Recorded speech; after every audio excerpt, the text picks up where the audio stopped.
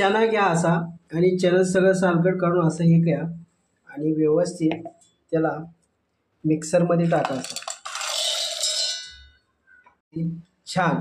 आणि मग याच्यात खजूर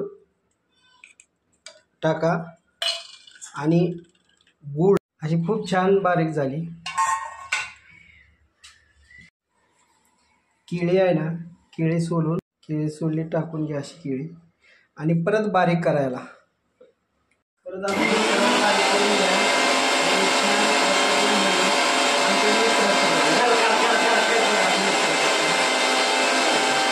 अशी पावडर झाली आणि बारीक नाही झालं तर त्याला परत बारीक करून घ्या आणि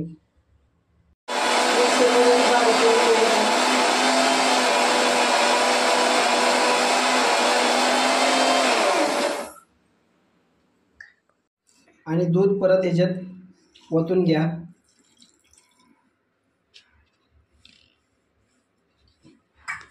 असं झालं आहे एकदम म्हणजे छान। आता त्याला थोडं बारीक करून घ्या आणि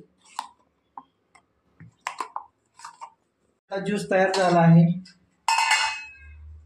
आणि तयार झाला आहे बघा, नंबर 1 आणि छान अप्रतिम। आता आपण याला खाऊया आणि हा रेसिपी करून बघा आणि 15 दिवस